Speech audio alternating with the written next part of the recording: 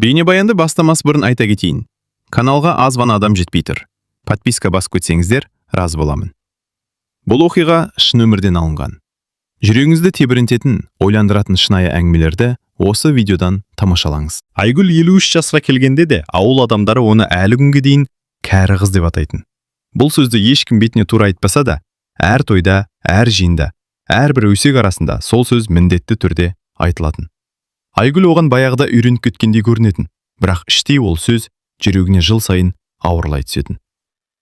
Айгүл шағын ауылдың шет жағында орналасқан ескі үйде жалғыз тұратын. Үйі қарапайым еді, ақталған қабырғалар, ағаш терезелер, аулада алма ағашы. Таңертең ерте тұрып, ауласын сыпырып, гүлдеріне су құйып жүретін. Ауыл адамдары оны жаман көрмейтін. Керісінше, бәрі оны ең сабырлы, ең адал әйелдердің бірі деп санайтын. Бірақ бір ғана сұрақ бар еді. Неге ол тұрмысқа шықпады? Бұл сұрақты ешкім тура сұрамайтын, бірақ бәрінің ойында сол сұрақ жүретін. Айгүл мектепте кітапханашы болып жұмыс істейтін. Балалар оны жақсы көретін. Себебі ол әр балаға жылы сөйлейтін, әр кітапты қызықты етіп түсіндіретін. Бір күні түсте кітапханадан шығып келе жатқанда, мектеп ауласында екі мұғалімнің сыбырласып тұрғанын естіді. «Естідің бе?» деді бірі. «Нені?» деді екіншісі. «Айгүл апай 53-ке келді ғой, әлі күйеуге тимеген». Екінші әйел күліп жіберді. «Ондайда болады екен-ау. Мен болсам, 25-ке дейін тұрмысқа шықпасам, ұялар едім». Айгүл бұл сөздерді естігендей болмады. Басын төмен түсіріп, жай ғана өтіп кетті. Бірақ жүрегі тағы бір рет ауырды. Кешке қарай ол үйіне қайтты. Үйдің ауласына кірген кезде көршісі Күләш апай қоршаудың ар жағынан дауыстады. «Айгүл, бері келші». Айгүл жымиып жақындады. «Не болды апай?» Күләш апай оған бір сәт ойланып қарап тұрды да: «Саған бір жаңалық айтайын деп едім». «Қандай?» «Біздің ауылға жаңа адам көшіп келді». Айгүл иығын қиқаң еткізді. «Көшіп келсе келсін». Күләш апай күлімсіреп басын шайқады. «Ол жалғыз еркек, әйелі қайтыс болған, 2 жыл бұрын». Айгүл ештеме демеді. «Аты Ерлан екен, қалада тұрған, енді ауылға көшіп келді». Айгүл жай ғана: «Жақсы екен», деді. Күләш апай күліп жіберді. «Сен де қызықсың. Басқа әйелдер болса, баяғыда сұрап бітірер еді». Айгүл күлімсіреп қойды. «Апай, мен ондай әңгімелерге араласпаймын». Сол күні кешке Айгүл ауласында гүлдерін суарып жүрді. Күн батып бара жатқан. Ауыл үстін қызғылт жарық басып тұрды. Сол кезде қақпа сыртынан ер адамның дауысы естілді. «Кеш жарық». Айгүл бұрылып қарады. Қақпа алдында шамамен 60-тарға жақындаған, бойы ұзын, жүзінде сабырлы түрі бар ер адам тұр екен. «Кеш жарық», деді Айгүл. Ер адам сәл жымиып: «Мен жаңа көршіңіз болам, Ерлан». Айгүл басын изеді. «Айгүл?» Ерлан қақпаға сүйеніп тұрды. «Күләш апай сіз туралы көп айтты». Айгүл сәл қысылып қалды. «Не айтты?» «Ауылдағы ең сабырлы әйел» деді. Айгүл күліп жіберді. «Ол кісі бәрін мақтай береді». Ерлан біраз үнсіз тұрды, сосын жай ғана айтты: «Сіз жалғыз тұрасыз ба?» Айгүл басын изеді. «Иә, мен де жалғызбын». Осы сөзден кейін екеуі де біраз уақыт үнсіз қалды. Бір түрлі тыныштық орнады. Бірақ бұл тыныштық ыңғайсыз емес еді. Керісінше, бұрыннан таныс адамдар сияқты сезілді. Сол күннен бастап Ерлан кейде Айгүлдің үйінің жанынан өтіп бара жатқанда амандасып кететін болды. Кейде су тасуға көмектесіп жіберетін, кейде жай ғана сөйлесіп тұратын. Ауыл адамдары мұны бірден байқап қалды. Бір күні дүкен алдында отырған 3 әйел сыбырласып отырды. «Көрдіңдер ме?» «Нені?» «Ерлан күнде Айгүлдің үйіне барады екен». Біреуі күліп жіберді. «53-тегі келін бе сонда?»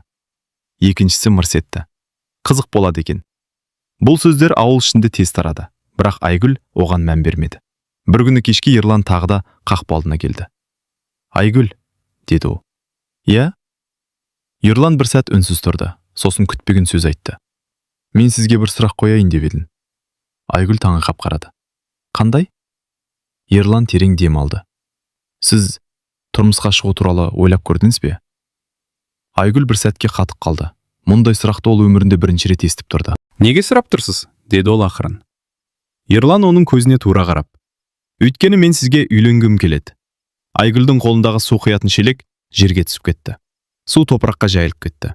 Айгүлдің жүрегі қатты соғып кетті.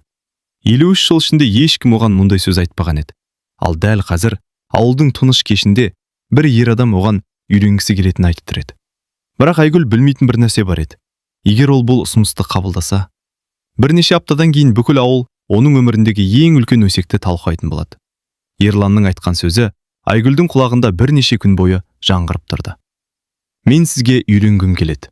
Бұл сөзді 53 жыл ішінде ешкім айтпаған еді. Айгүл сол кештен кейін ұзақ уақыт ұйықтай алмады.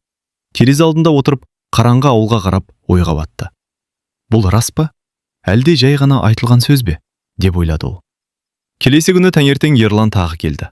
Айгүл ауғасын сыпырып жүрген. Ерлан қақпаны жай ғана ашып кірді. Кешегі сөзім сізді қорқытып жіберген жоқ па? Деді ол жымиып. Айгүл сыпырғышын тоқтатып оған қарады. Мен ондай нәрсеге үйренбеген адаммын. Мен де, деді Ерлан. Біраз үнсіздік болды. Сосын Ерлан сөзін жалғастырды. Айгүл, мен жастық қуып жүрген адам емеспін. Мен тек жалғыздықты түсінетін адам іздедім. Сізді көргенде сол адамды тапқандай болдым. Айгүл оның жүзіне ұзақ қарады. Бұл сөздер жасанды емес еді. Ерлан шын айтып тұрған сияқты. Бірақ мен 53-темін, деді Айгүл ақырын. Ерлан иығын көтерді. Мен де 20-да емеспін. Айгүл еріксіз күліп жіберді. Сол күні олар ұзақ сөйлесті. Өмірлер туралы, өткендер туралы, жалғыздық туралы. Кешке қарай Ерлан күтпеген ұсыныс айтты. Айгүл, уақыт жоғалтпайық. Егер қарсы болмасаңыз, той жасайық. Айгүл таңырқап қалды. Той? Иә, қазақпыз ғой. Айгүл өмірінде той көйлегін киемін деп ешқашан ойламаған. Бірақ дәл сол сәтте оның жүрегінде бұрын болмаған бір сезім пайда болды. Жарайды, деді ол ақырын. Жаңалық ауылға найзағайдай тез тарады. Ертеңіне дүкен алдында отырған әйелдер тағы да жиналып қалды. Естідіңдер ме?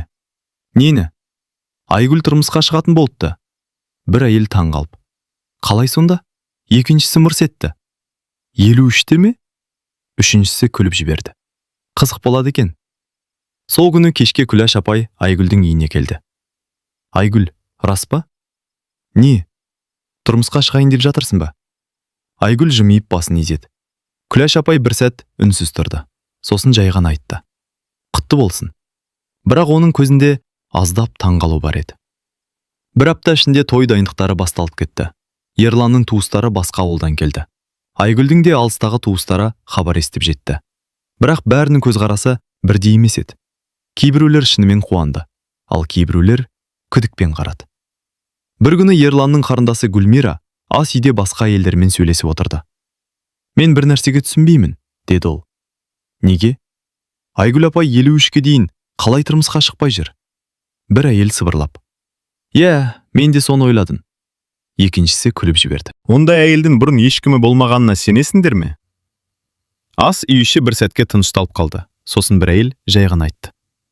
Мүмкін болған шығар. Онда неге тұрмысқа шықпаған? Білмейміз. Бұл әңгіме сол күні кешке бүкіл үйге тарады. Айгүл мұның бәрін толық білмесе де, адамдардың көзқарасынан бір нәрсені сезе бастады. Кейбіреулер оған ерекше қарап жүр, бір түрлі сынап тұрғандай. Бір күні ол аулада жүргенде екі жас келіннің сыбырласқанын естіп қалды. Сенесің бе? Неге сенбейін? Мен болсам сенбеймін. Неге? 53-ке дейін әйел адам таза болып жүре ме? Айгүлдің жүрегі бір сәтке тоқтап қалғандай болды. Ол ештеңе демеді, жай ғана үйге кіріп кетті. Бірақ Ерлан бұның бәрін байқамады. Ол тек тойды жақсы өткізу туралы ойлап жүрді. Қазақша үлкен той жасаймыз, деді ол бір күні. Қажет жоқ, деді Айгүл. Жоқ, сіз соған лайықсыз. Айгүл үндемеді.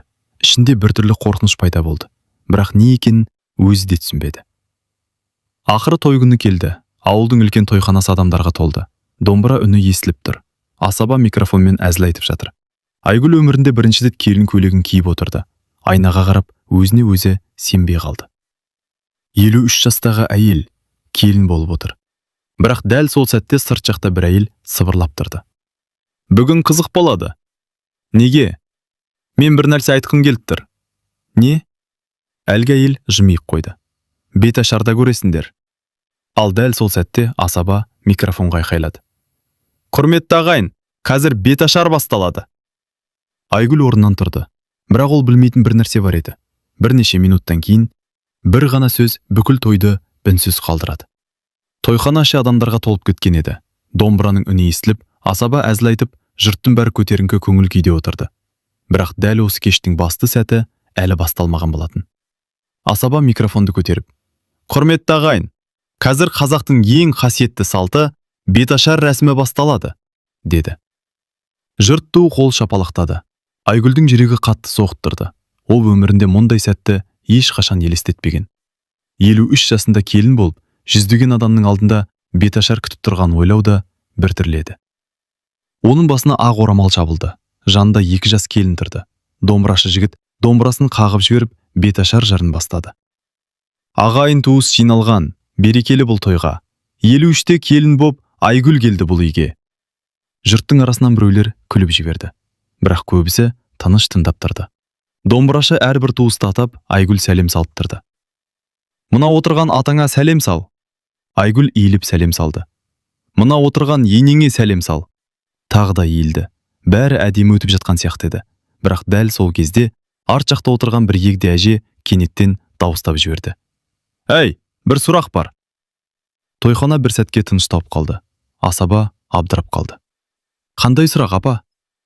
Әже еш қысылмастан айтты: «Осы келіннің қыздығы бар ма өзі?» Тойхана іші бір сәтте тас үнсіздікке батып кетті. Домбырашының қолы тоқтап қалды. Асабаның аузы ашылып қалды. Бірнеше адам күліп жіберді. Бірақ көпшілігі не істерін білмей, бір-біріне қарап қалды. Айгүлдің денесі мұздап кеткендей болды. Басының үстіндегі орамалдың астында оның беті қызарып кетті. Өмірінде ешкім оған мұндай сөз айтпаған, әсіресе жүздеген адамның алдында. Асаба жағдайды түзетуге тырысты. «Апа, ондай сұрақты кейін қоясыз ғой». Бірақ әже тоқтамады. «Мен жай сұрап тұрмын. 53-ке дейін қыз болып жүре ме адам?» Тойхана ішінде тағы да күбір-сыбыр басталды. «Рас қой. Қалай мүмкін?» Біреу мырс етіп күлді. Айгүлдің жүрегі қатты ауырып кетті. Ол жерге қарап тұрды. Сол кезде кенет Ерлан орнынан тұрып кетті. Оның жүзінде ашу пайда болды. «Апа!» деді ол қатты дауыспен. Бүкіл жұрт оған қарады. «Бұл той, мұндай сөз айтатын жер емес». Әже иығын көтерді. «Мен жаман нәрсе айтқан жоқпын. Ақиқатты сұрадым». Тойхана тағы да тыныш қалды. Асаба микрофонды алып: «Жарайды ағайын, беташарды жалғастырайық», деді. Домбырашы тағы домбырасын қағып, жырын жалғастырды. Бірақ тойдың көңіл күйі әлде қашан өзгеріп кеткен еді. Көп адамдар енді беташарды емес, әлгі сөзді ойлап отырды. Айгүл әр сәлем салған сайын, ол өзіне жүздеген көз қарап тұрған сезді. Сол көздердің ішінде күмән де бар еді, күлкі де бар еді, тіпті мазақ та бар еді. Ақыры беташар аяқталды. Жұрт қол шапалақтады. Бірақ бұл қол шапалақтаудың ішінде бұрынғыдай қуаныш жоқ еді. Сол түні той жалғаса берді. Бірақ дастархан басында отырған адамдардың әңгімесі бір ғана тақырыпқа ауысып кеткен еді. «Естідің бе?» «Нені?» «Әлгі әже не деді?» «Қыздығы бар ма деп сұрады ғой». «53-те ше? Қалай мүмкін?» Бұл сөздер тойхана ішінде жайлап тарай бастады. Айгүл бәрін естіп отырды. Бірақ ештеме демеді. Ол тек басын төмен түсіріп отырды. Ерлан оның жанына келіп отырды. «Көңілін алма», деді ол жай ғана. Айгүл әлсіз жымиып қойды. «Мен үйренгенмін». Бірақ оның көзінде жас жылтырап тұрды. Түн ортасына қарай той аяқталды. Жұрт үйлеріне тарай бастады. Бірақ ауылдың әр бұрышында бір әңгіме айтылып жатты. «Беташарда не болды? Әже не деді? Қызық қой». Ал дәл сол түні бір ауыз сөз бүкіл ауылға тарап үлгерді. Ал ертең таңертең Айгүл туралы одан да ауыр әңгімелер басталады. Той өткеннен кейінгі таң.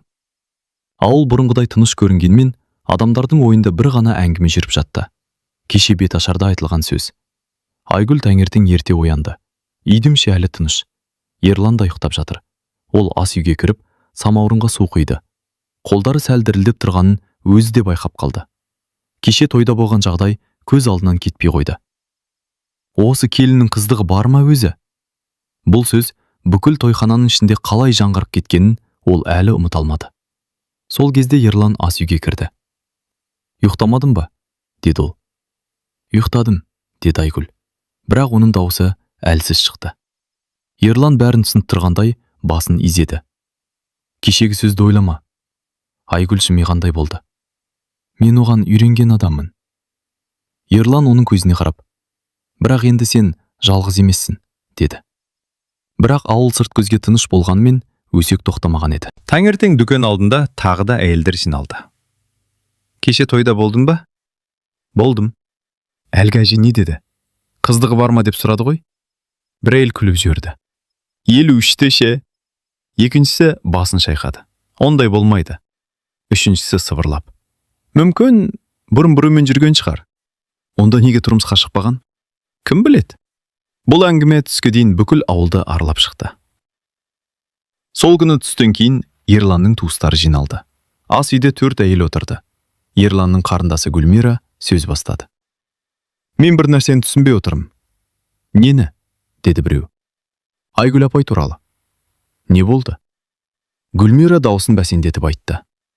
Кеше әже бекер сырған жоқ. Басқа әйелдер бір-біріне қарады. Сен де күмәнданып отырсың ба? Иә. Біреу жай ғана айтты.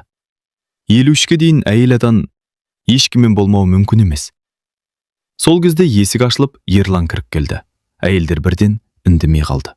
Ерлан олардың жүздеріне қарап шықты. Не туралы сөйлесіп отырсыңдар? Ешкім жауап бермеді. Бірақ Ерлан бәрін түсінді. Айгүл туралы ма? Гүлмира басын төмен түсірді. Біз жай ғана не? Ерланның даусы қатайып кетті. Өсек айтып отырсыңдар ма? Бір әйел ақырын айтты. Біз тек шындықты білгіміз келеді. Ерлан ашыланып кетті. Қандай шындық? Гүлмира батылдан. Аға, сен де ойламайсың ба? 53-ке дейін қалай? Ерлан оның сөзін бөліп жіберді. Жетеді. Ас үй іші тып-тыныш болып қалды. Айгүл туралы жаман сөз естісем, ешқайсымен сөйлеспейін. Осын айтып, ол бөлмеден шығып кетті. Айгүл бұл әңгіменің көбін естіген жоқ, бірақ адамдардың көзқарасы өзгергенін сезді. Көшеде кездескен адамдар бұрынғыдай емес. Кейбіреулер күліп амандасады, кейбіреулер біртүрлі қарап қалады. Бір күні дүкенге кіргенде, арт жағында 2 әйелдің сыбырлағанын анық естіді. Міне, өзі келді. Иә, шынымен таза болса, неге ешқашан тұрмысқа шықпаған? Айгүлдің жүрегі тағы ауырды. Ол ештеңе алмастан дүкеннен шығып кетті. Кешке қарай үйде тыныш отырғанда есік қағылды. Айгүл ашса, сыртта Ерланның үлкен жеңгесі тұр екен. Ол үйге кіріп, бірден сөз бастады. Айгүл, мен саған ашық айтайын. Айгүл үнсіз тыңдап тұрды. Жеңгесі тік қарап айтты. Ауылда көп сөз жүр. Айгүл басын изеді. Білем. Егер шындық басқа болса, қазір айтуың керек.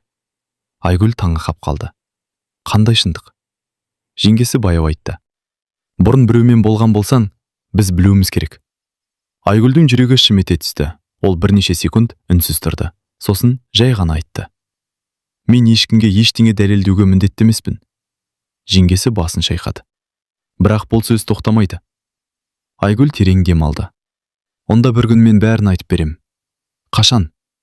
Айгүл көзін төмен түсірді. Әлі уақыт бар. Жеңгесі үнсіз шығып кетті. Сол түні Айгүл ұзақ уақыт ұйықтай алмады. Ол өткен өмірін еске алды. Жастық шағын, бір кездері болған оқиғаны, ешкім білмейтін құпияны. Егер адамдар оны білсе, мүмкін бәрі өзгерер еді. Бірақ Айгүл бір нәрсені сезді. Бұл әңгіме әлі аяқталған жоқ. Өйткені ертең бір адам оның өткен өмірі туралы күтпеген сұрақ қояды. Ал сол сұрақтан кейін Айгүл бүкіл ауыл алдында шындықты айтуға мәжбүр болады. Той өткеніне 3 күн ғана болды, бірақ Айгүлге бұл 3 күн бірнеше айдай болып көрінді. Ауылдағы сөз әлі тоқтаған жоқ. Көшеде жүргенде адамдар бұрынғыдай еркін амандаспайды. Кейбіреулер тек басын изеп өте шығады. Кейбіреулер оның артынан қарап қалады. Айгүл мұның бәрін сезіп жүрді, бірақ үндемеді. Ол ешқашан ешкімге өмірін түсіндіруге тырыспаған. Бірақ бұл жолы жағдай басқаша еді. Сол күні кешке Ерлан үйге ауыр оймен келді. Айгүл ас үйде шай құйып отырған. Бір нәрсе болды ма? Деп сұрады ол. Ерлан біраз уақыт үндемей тұрды. Сосын жай ғана айтты. Бүгін ауылда тағы сөз болды. Айгүл жымиғандай болды. Ол сөз тоқтамайды. Ерлан орындыққа отырып, оның көзіне қарады. Айгүл, мен саған сенем. Айгүл үндемеді. Бірақ адамдар, деді Ерлан. Адамдарға бәрібір сендірмейсің, деді Айгүл. Бөлме іші тыныш болып қалды. Біраздан кейін Ерлан ақырын сұрады. Сен маған бір нәрсе айтқың келмей ме? Айгүл оның не сұрағысы келгенін түсінді. Бұл сұрақ бірнеше күннен бері ауада іліп тұрғандай еді. Ол терең дем алды. Ерлан, мен саған бір нәрсе айтсам, сен мені басқаша көрмейсің бе? Жоқ. Уәде бересің бе? Уәде беремін. Айгүл орындықтан баяудырды. Терезе жаққа барып, сырттағы қараңғы ауылға қарап тұрып қалды. Сосын баяу сөйлей бастады. Мен 22 жаста едім. Ерлан үнсіз тыңдап отырды. Ол кезде менің өмірім мүлде басқаша болатын. Айгүлдің даусы сәл дірілдеп кетті. Мен бір жігітті жақсы көрдім. Ерлан басын көтерді. Айгүл жалғастырды. Оның аты Нұрлан еді. Айгүлдің көзі алыстағы өткенге қарап кеткендей болды. Біз бір мектепте жұмыс істедік. Ол дене шынықтыру мұғалімі болатын. Сосын, деді Ерлан жай ғана. Айгүл ауыр күрсінді. Біз үйленеміз деп жоспарлағанбыз. Бөлме іші тыныш қалды. Бірақ тойға бір ай қалғанда ол жол апатынан қайтыс болды. Ерлан үнсіз қалды. Айгүл сөзін жалғастырды. Сол күннен кейін менің өмірім өзгеріп кетті. Ол көзін төмен түсірді. Мен ешкімге жақындағым келмеді. Неге? Айгүл баяу айтты. Өйткені мен оны ұмыта алмадым. Ерлан ұзақ уақыт үнсіз отырды. Айгүл тағы айтты. Кейін анам ауырып қалды. Бауырларым кішкентай еді. Мен бәріне қарап қалдым. Сондықтан тұрмысқа шықпадың ба? Айгүл басын изеді. Уақыт өте берді. Бір күні қарасам, жасым 40-қа келіп қалыпты. Ол әлсіз жымиып қойды. Сосын адамдар маған үйреніп кетті. Кәрі қыз деп атай бастады. Ерлан орнынан тұрып оған жақындады. Айгүл. Айгүл сөзін аяқтады. Мен ешқашан басқа еркекпен болған емеспін. Бұл сөз бөлме ішінде ауыр тыныштық қалдырды. Ерлан оның көзіне қарады. Сосын жай ғана айтты. Мен саған сенемін. Айгүлдің көзінен жас шықты. Бірақ дәл сол кеште күтпеген нәрсе болды. Үйге Ерланның бірнеше туысы келді. Олардың ішінде кеше келген жеңгесі де бар еді. Олар дастархан басына отырды. Бірақ бұл жай қонақтық емес екені бірден сезілді. Жеңгесі бірден сөз бастады. Біз бір нәрсені анықтап алуымыз керек. Ерлан қабағын түйді. Қандай нәрсе? Жеңгесі тік қарап айтты. Ауылдағы сөз туралы. Айгүл үнсіз отырды. Жеңгесі тағы айтты. Біз шындықты білгіміз келеді. Айгүл терең дем алды. Сосын баяу орнынан тұрды. Онда тыңдаңыздар. Бөлме іші бірден тынышталып қалды. Айгүл бәріне қарап шықты. Сосын алғаш рет өз өмірін толық айтып берді. Нұрлан туралы, жастық шағы туралы, жоғалған махаббаты туралы, жалғыз өткен жылдары туралы. Сөзін аяқтағанда бөлме ішінде ешкім сөйлей алмады. Бірнеше әйел көзін төмен түсіріп отырды. Бірақ дәл сол кезде бір әйел күтпеген сөз айтты. Біз сенгіміз келеді. Бірақ дәлел бар ма? Бөлме іші тағы да үнсіз қалды. Айгүл олардың көзіне қарады. Сол сәтте ол бір нәрсені түсінді. Бұл әңгіме әлі аяқталған жоқ. Өйткені ертең оның өткен өмірін жақсы білетін бір адам ауылға келеді. Айгүлдің әңгімесі айтылған кештен кейін үй іші ұзақ уақыт үнсіз қалды. Ешкім бірден сөз таба алмады. Айгүлдің өмірі туралы олар бұрын ештеңе білмеген еді. Тек сыртынан ғана кәрі қыз деп сөйлеп жүрген. Бірақ дәл сол сәтте бөлмеде отырғандардың ішінде бір әйел ғана әлі де күмәнмен қарап отырды. Ол Ерланның жеңгесі еді. Айгүл, деді ол баяу. Иә, сенің айтқандарыңды түсіндік. Бірақ ол сөзін жалғастырды. Бірақ ауылдағы сөз тоқтамайды. Ерлан қабағын түйіп. Қандай сөз? Жеңгесі ауыр күрсінді. Адамдар дәлел сұрайды. Айгүл біраз үнсіз тұрды. Сосын жай ғана айтты. Менің өміріме дәлел керек емес. Ешкім жауап бермеді. Келесі күні таңертең ауылда тағы да әңгіме басталды. Айгүл кеше бәрін айтыпты дейді. Не айтыпты? Жастық шағында сүйген жігіті болған екен. Сонда ше? Ол қайтыс болыпты. Бір әйел басын шайқады. Білмеймін, бәрібір сені оқиын. Тағы бірі күліп. 53-ке дейін ешкіммен болмаған әйел бар ма екен? Бұл сөздер тағы да тарай бастады. Сол күні түске қарай күтпеген жағдай болды. Ауылға бір көлік келіп тоқтады. Көліктен шамамен 70-тен асқан бір қария түсті. Ол ауылға баяғыдан таныс адам еді. Бұл бұрын осы мектептің директор болған Серікбай аға еді. Ол тікелей Ерлан мен Айгүлдің үйіне келді. Айгүл есікті ашқанда таң қалып қалды. Серікбай аға? Қария жымиып. Иә қызым, қалай келдіңіз? Сен туралы сөз естідім. Айгүл үндемей қалды. Серікбай аға үйге кірді. Үйде Ерлан да отыр еді. Қария дастархан басына отырып. Мен бір нәрсе айту үшін келдім деді. Айгүл жүрегі дүрсілдеп тыңдап отырды. Серікбай аға жай ғана айтты. Айгүлдің жастық шағын мен жақсы білем. Ерланның туыстары да сол жерде отырған. Бәрі бірден тынышталып қалды. Қария сөзін жалғастырды. Нұрлан деген жігіт болған. Айгүлдің көзіне жас келді. Екеуі бір-бірін қатты жақсы көретін. Қария басын төмен түсірді. Мен олардың үйлену тойына дайындалып жүргенін де көрдім. Бөлме іші тып-тыныш. Бірақ апат бәрін бұзды. Серікбай аға терең ем алды. Нұрлан қайтыс болған күні Айгүл бірнеше күн бойы ешкіммен сөйлеспей жүрген. Бір әйел ақырын сұрады. Сонда шынымен? Қария басын изеді. Иә. Айгүл сол кезден бастап ешкімге жоламады. Мен мұны өз көзіммен көрген адаммын. Бұл сөзде бөлмеде отырғандардың бәрін үнсіз қалдырды. Ерланның жеңгесі көзін төмен түсірді. Бірнеше әйел ұялып отырды. Сол кешке қарай тағы бір күтпеген жағдай болды. Кеше беташарда сөз айтқан әлгі әже үйге келді. Айгүл есікті ашқанда ол сәл қысылып тұр екен. Қызым. Айгүл үндемей тыңдап тұрды. Әже ауыр күрсінді. Кешегі сөзім үшін кешір. Айгүл бір сәт оған қарап тұрды. Сосын жай ғана жымиып. Ренжімедім. Әже басын шайқады. Ренжідің. Бірақ мен ойланбай айтып жібердім. Айгүл ештеңе демеді. Бір апта өткеннен кейін ауылдағы әңгіме біртіндеп өзгерді. Бұрын адамдар 53-те келін болыпты деп күлсе, енді олар Айгүлдің тағдыры қиын екен деп айтатын болды. Кейбір әйелдер тіпті ондай сабыр бәрінде болмайды деп те айтатын болды. Бір күні кешке Айгүл ауылда гүл суарып тұрды. Ерлан қасына келді. Шашадың ба? Айгүл басын шайқады.